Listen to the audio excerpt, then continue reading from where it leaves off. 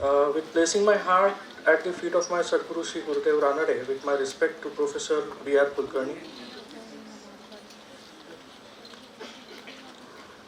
and with my humble gratitude to my family, I would like to thank ICPR and ACPR's Board of Trustees, Organizing Committee, Academic Council, Editorial Board, staff, active associates, and volunteers, and all those whom I might have missed in this list, for providing this opportunity to be part of this seminar. Thank you to everyone also. It is such a daunting challenge to speak even a few words about the philosophical Everest like Professor Ranade, and I beg his blessings to proceed with my talk. Uh, Before that, I'd like to give a brief background about how this paper,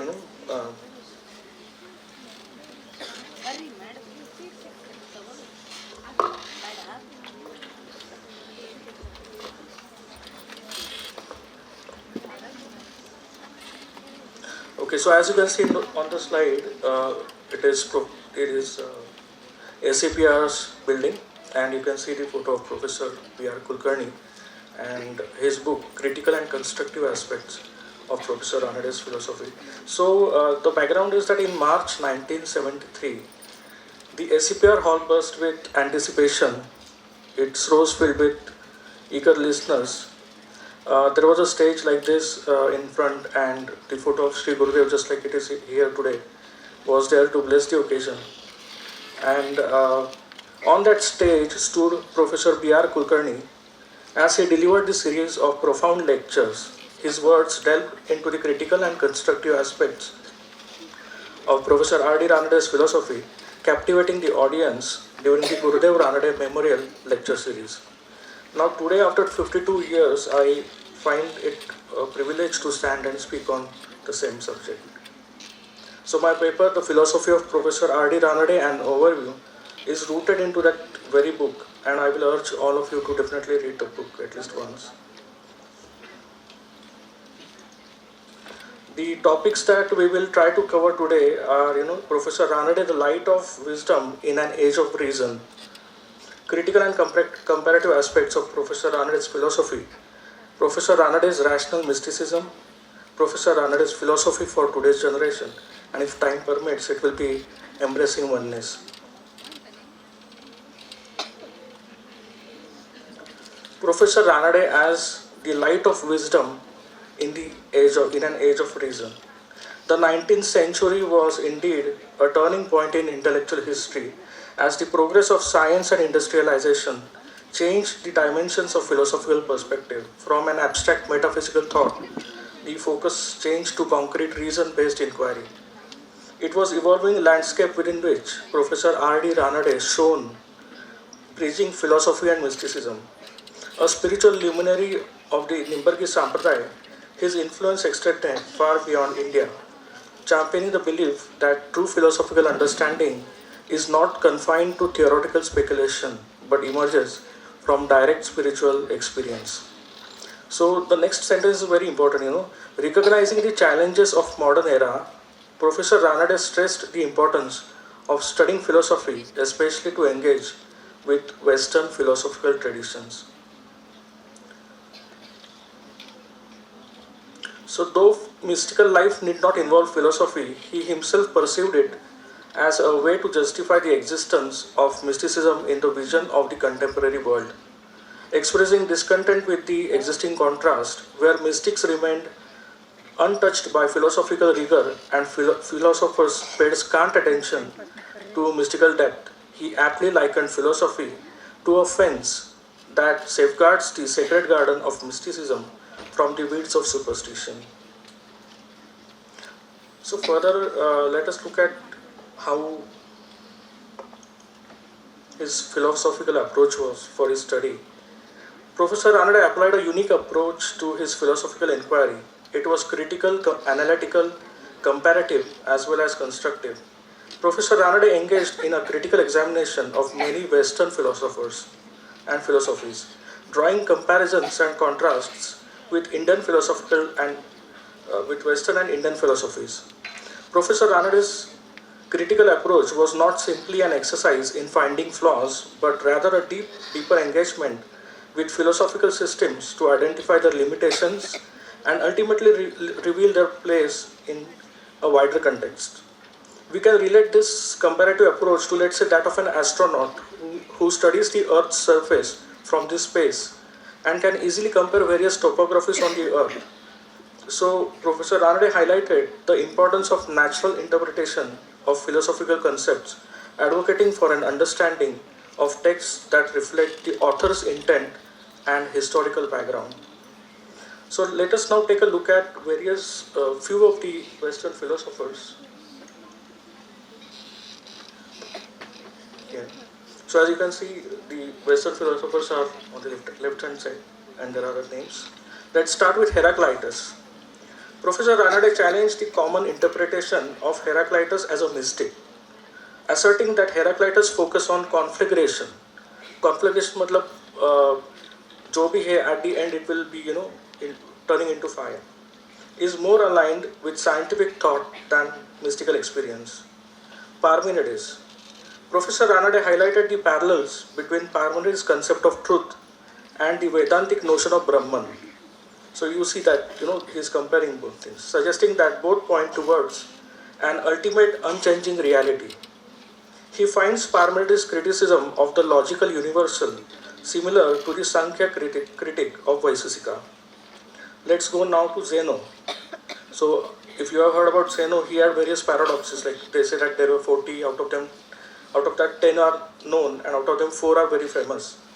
So Professor Ranade analyzes Zeno's paradoxes of motion and contends that the true resolution in the mathematical framework is in infinitesimal calculus. This stand of Professor Ranade is concurrent to that of Bertrand Russell, emphasizing a scientific rather than a solely speculative approach to philosophical problems.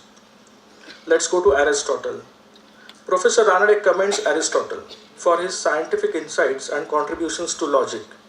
He specifically highlights Aristotle's theory of truth and the concept of the golden mean as significant contributions to philosophy.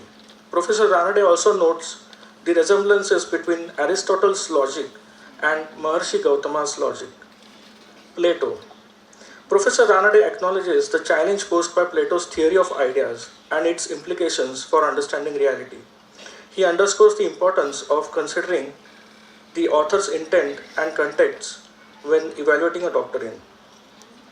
Professor Ranade also emphasizes, like Plato, like Aristotle, recognized the importance of tradition in shaping knowledge and understanding, particularly in spiritual life. Let's go next to Plotinus. Professor Ranade expresses deep respect for Plotinus' mystical philosophy, drawing connections between Plotinus' concept of emanation and the Vedantic understanding of relationship between Brahman and the world. He finds the flight from the alone to the alone in both Plotinus and Vedanta. Immanuel Kant. Professor Ranade deeply admires Kant, particularly his work on the moral imperative and the concept of the sublime. He praises Kant's suggestion that the moral experience be regarded as the sublime. However, Professor Ranade also critiques Kant's limitations in proving the existence of God, finding Kant's approach too theoretical. He analyzes Kant's categorical imperative and its 3 formulations, noting similarities with concept of duty, that is dharma, in the Bhagavad Gita. You can see other names like Descartes or Leibniz, and there are a lot of them, Socrates. But however, in the time still, we will proceed. Let's look at the Eastern philosophies that are analyzed by Professor Ranade. The Upanishads. Professor Ranade considers the Upanishads to be the foundational texts of Indian philosophy, containing the roots of all later philosophies. He sees them as the rich source of mystical insight, emphasizing their scientific and philosophical depth.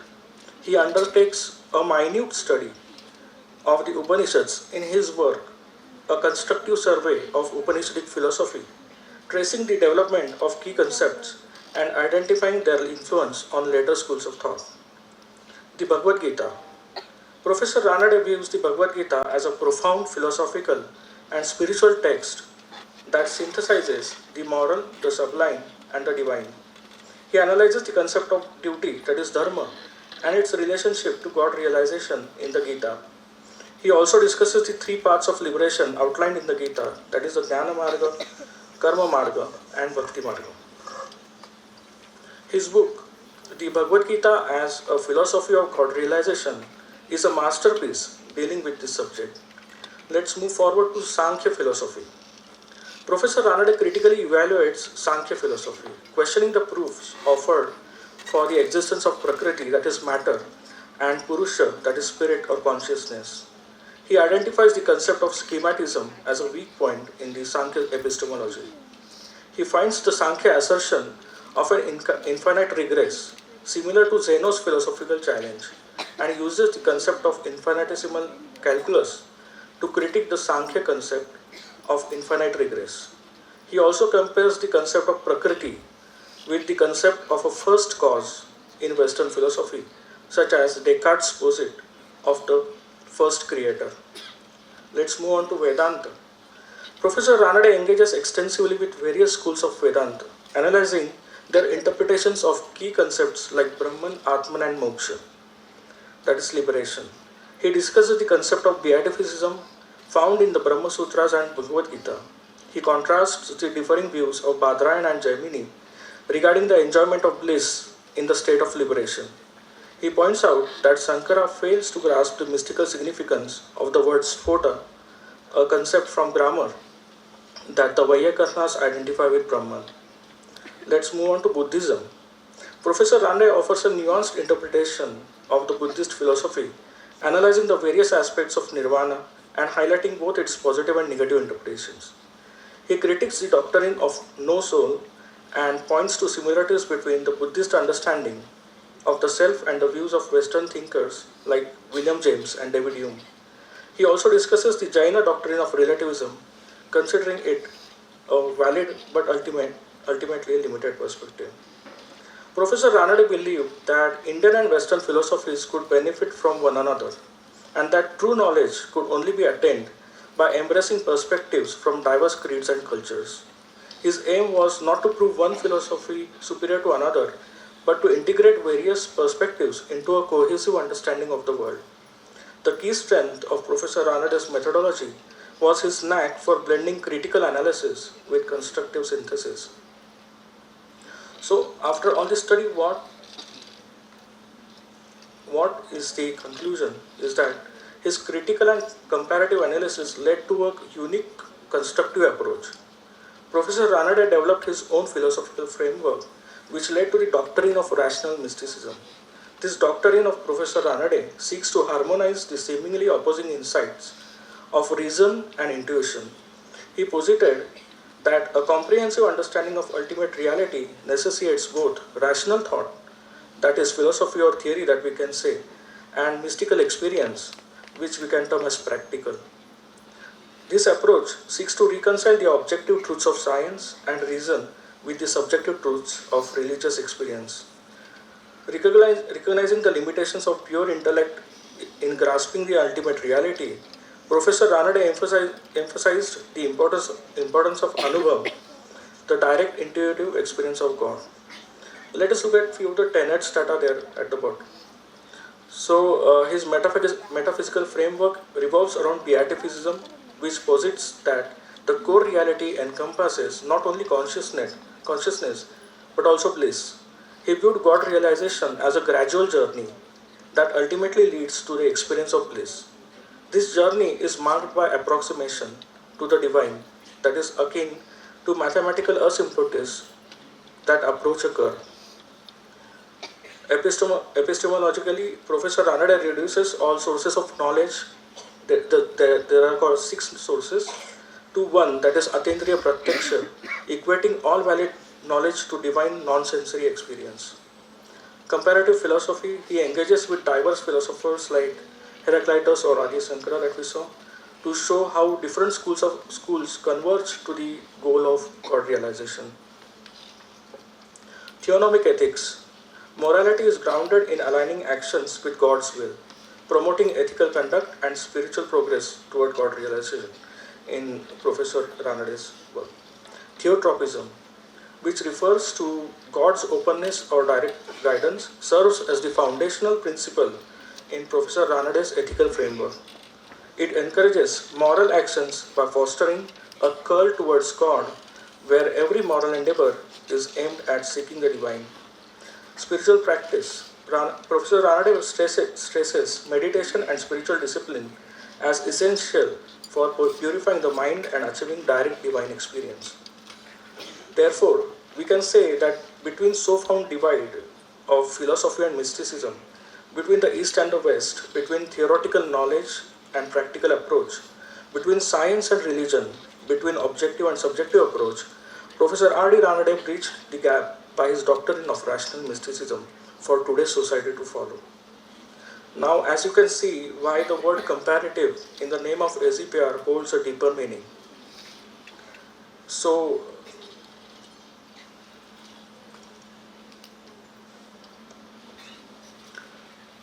now what should today's society or generation take from Professor Ranade's teachings? Professor Ranade's teachings encourage critical thinking, a balanced approach to life, and a universal outlook, all of which can help the current generation navigate the complexities of the modern world with clarity and purpose. Let us look at few of the tenets that are there on the screen. Emphasis on personal experience.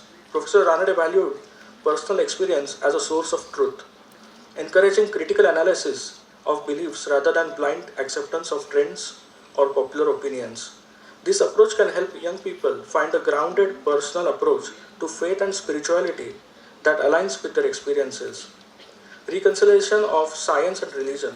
Professor Ranade believed that science and religion are not inherently in conflict, but rather complementary paths to understanding the world. This perspective can help young people embrace scientific inquiry while also exploring their spirituality, fostering a holistic worldview. Focus on universal values. Professor Ranade's study on both Indian and Western philosophies highlights the shared human quest for meaning and moral living across different traditions. This focus on universal values promotes unity and empathy in the fragmented world. Universality of God realization. Professor Ranade posited that God realization, attainable through a combination of reason, intuition, and mystical experience, is the ultimate goal of human life and the key to liberation and true happiness. This concept transcends specific religious frameworks and offers a universal path to spiritual fulfillment to individuals and of diverse backgrounds. Rational mysticism that we saw already, and practical application of philosophy. Professor Ranade's approach integrates theoretical speculation with practical living, making philosophy a tool for personal growth and enriching daily life. Finally, embracing oneness. So what it is like interconnectedness of life. Professor Ranade's philosophy emphasizes the interconnectedness of all existence with the understanding of one God, one world, one humanity. This perspective promotes a unified understanding of the divine, the world, and humanity. Let us look into a bit of what one God, one world, and one humanity is. One God. Professor Ranade posits that the sole objective of one's life is God realization. This realization stems from the understanding that the ultimate reality is God, the source of all existence and the unifying principle underlying all things. One world. This concept arises naturally from the understanding of one God. If God is the source and unifying principle of all existence, then the world, in all its diversity, is a manifestation of the singular divine reality. And then when we come to one humanity, so the recognition of one God and one world inevitably leads to the realization of one humanity. Professor Ranade underscores this point by highlighting the universality of the mystical experience. He notes that mystics from diverse cultures and religions, despite their differences in language and background, ultimately share the same fundamental experience of God realization. In conclusion, all in all, we can say that Professor Ranade viewed mysticism not as a rejection of reason but as its culmination. He advocated for rational mysticism that combines rigorous intellectual analysis with the intuitive insights gained through direct experience of the divine. He believed that the ultimate aim of human existence is to achieve the direct, intuitive experience of God. Professor Randa's philosophy is a literary treasure that gives a holistic view of philosophy of the world and human existence. I would urge all of you to read his books and enlighten yourselves. With this, I would like to conclude and thank all of you for patiently listening to my speech. Thank you so much. Once again.